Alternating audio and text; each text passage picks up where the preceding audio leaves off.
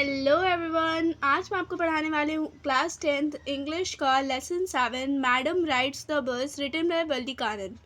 Okay, तो पहले हम पढ़ेंगे ऑथर के बारे में। Valli Kannan is presidiums of R.S. Krishna स्वामी.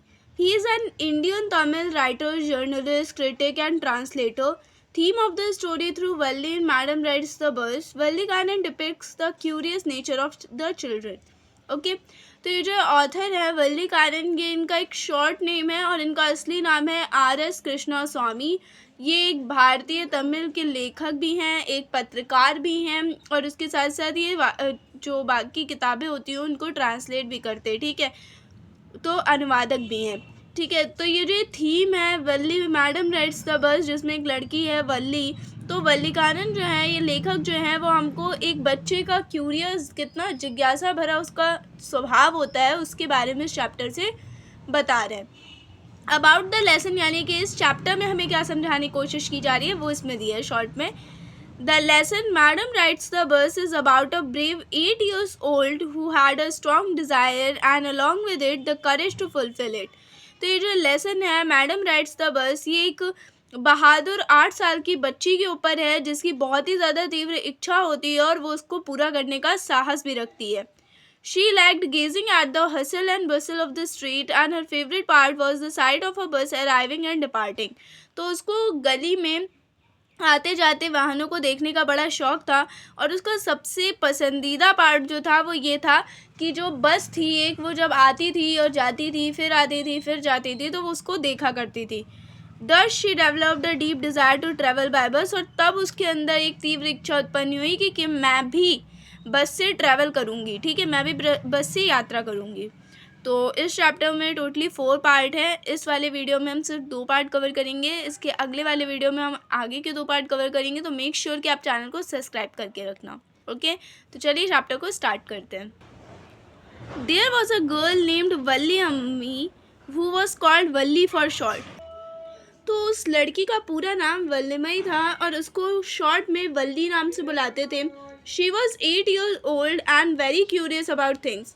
तो वो 8 साल की थी लेकिन उसके अंदर बहुत ही ज़्यादा जिज्ञासा थी सारी चीज़ों को लेकर.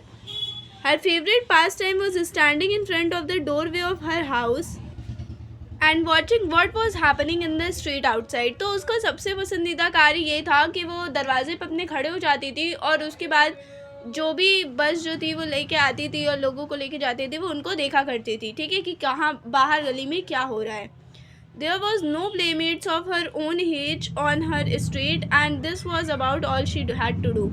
उसके साथ खेलने वाला उसके साथ का कोई भी उसके साथ गली में नहीं रहता था. उस गली में यही, इसीलिए उसके पास सिर्फ और सिर्फ यही कार्य था कि वो बाहर आने वाले जाने वाले वाहनों को देखा करती थी.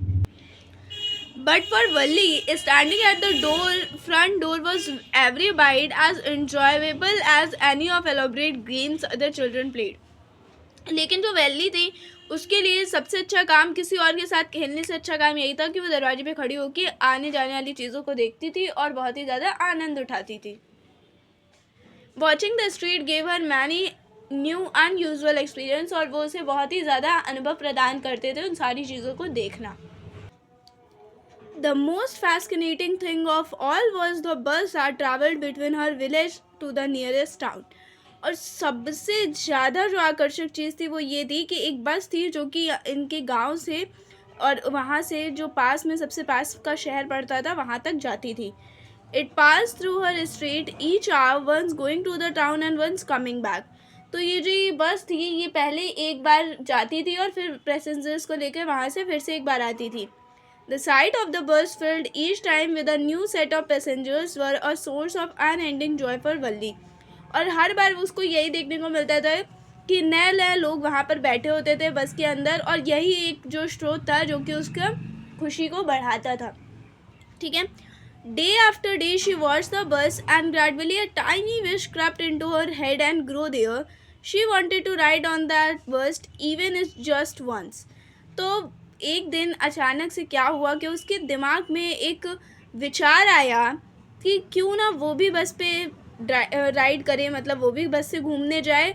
और सिर्फ एक बार में वो उसके दिमाग में घर कर गया. ठीक है, ग्रो होने लगा, बड़ा होने लगा. This wish become stronger and stronger until it was an overwhelming desire.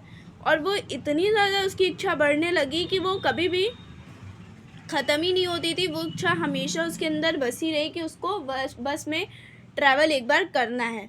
Worli would stare wistfully at the people who got on और off the bus when it stopped at the street corner. तो वल्ली जो थी वहाँ पे जब street corner पे वो बस के लोग जो थे वो उतरते थे तो उनको अच्छे से देखा करती थी। Their faces were kindle to her longing dreams and hopes. और उनके चेहरों पर उसके घूमने का जो सपना था वो दिखाई पड़ता था। If one of her described the side of the town to her, Valli would be too jealous to listen and would shout in English, proud, proud. Neither she or nor her friend really understand the meaning of the word, but they are often use slang expression of disapproval. ठीक है, तो जब भी उसका कोई दोस्त था, जब वो उसको बताता था कि वो आज बस में बैठ के और फिर शहर घूम के आया, तो वल्ली को बहुत ही ज़्यादा जलन होती थी, घृणा होने लगती थी। और वो उसको इंग्लिश में क्या बोलती थी, प्राउड प्राउड, यानी घमंडी घमंडी। भले उसके दोस्तों को और उसको ये नहीं पता था कि इस वर्ड का मीनिंग क्या होता है, लेकिन वो लोग हमेशा अपनी असहमति व्यक्त करने के लिए ये बोला करते थे एक दूसरे से, प्राउड प्राउड।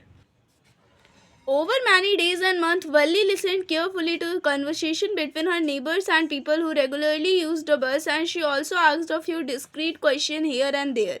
ठीक है, तो कई दिनों और महीनों तक वल्ली ने अपने पड़ोसियों से और उन लोगों की बातों को ध्यान से सुना जो कि डेली जो था बस का यूज़ करते थे, प्रयोग करते थे।